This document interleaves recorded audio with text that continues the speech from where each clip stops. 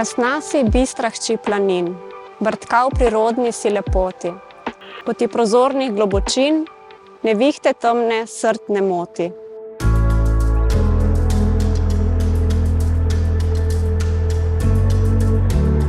Tako se začne pesem Soči, najbolj znana pesnitev slovenskega pesnika Simona Gregorčiča, rojenega v Vrsnem. Pesem, ki jo je poklonil reki Soči, so si vsaj ljudje, ki živijo v krajih vzdolž reke, vzeli za svojo in je praktično ponarodela. To je tudi ena izmed pesmi, ki sem se kot otrok v šoli med prvimi naučila na pamet in še danes živi v meni. Ob Soči živim od zmeraj in predstavlja eno izmed stalnic v mojem življenju.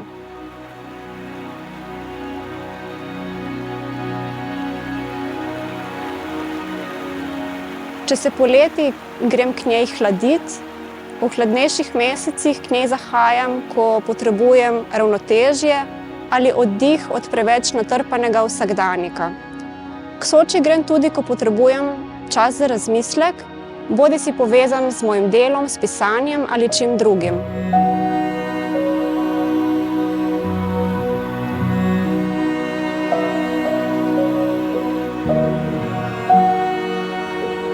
Opažam namreč, da ima name opazovanje reke skoraj terapevtski učinek.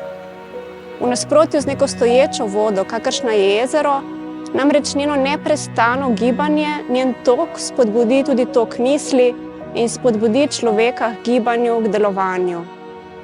Vedno, ko potujem v tujino, tamkajšnje reke primerjam s Sočo, oziroma v njih iščem njen odsev.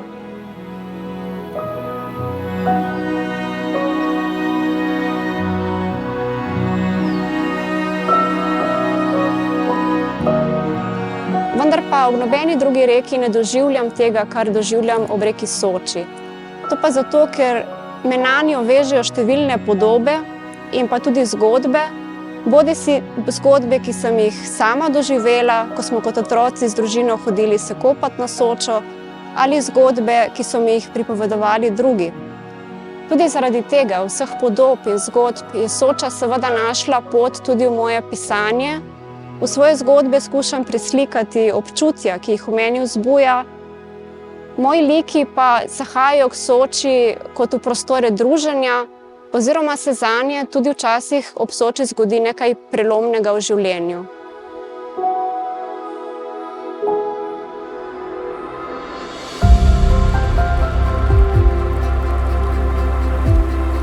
Za reko Sočo je gotovo najbolj značilna njena čudovita smaragdno-zelena barva, vendar pa Soča v sebi skriva še veliko drugih stvari, ki na prvi pogled morda niso takoj opazne.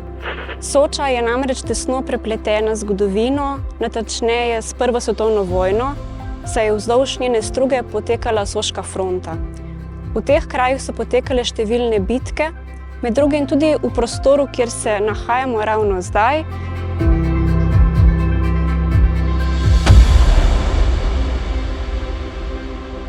ki je nastal v spomin in kot opomin, da se to ne bi nikoli ponovilo.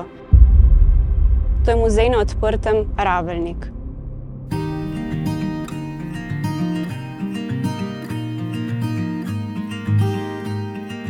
Podoba Posočja se je v minulih 100 in več letih zagotovo spremenila. Te kraje vsako leto obiščejo množice turistov, pohodnikov in ljubiteljev vodnih športov. Ampak jaz mislim, da so ti kraji še vedno uspeli ohraniti svojo skrivnostnost in magičnost iz preteklosti. Na to magičnost se navezujejo številne zgodbe, recimo zgodbe o starovircih, in pa tudi legende, ki pripovedujejo o tukajšnji naravi, magičnih bitjih, bogovih in običajnih ljudeh.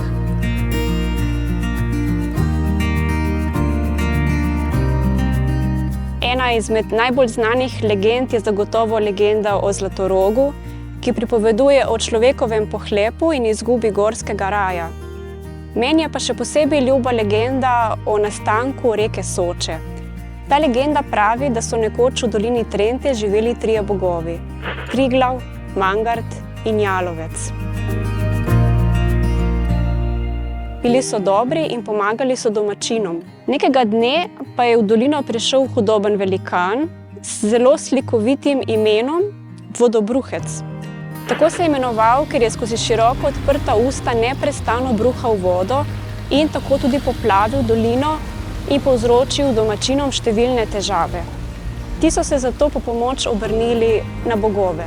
Triglav, Mangart in Jalovec so velikana ujeli, ga zvezali, ga zaprli v votlino in mu na široko odprli usta, da bi voda, ki je bruhala iz njih, lahko namakala dolino. Ta voda še vedno bruha iz votline in to je izvir reke Soče. Legenda pa pravi, da nekega dne, ko bo Vodobruhec odslužil svojo kazen, bo Soča presahnila.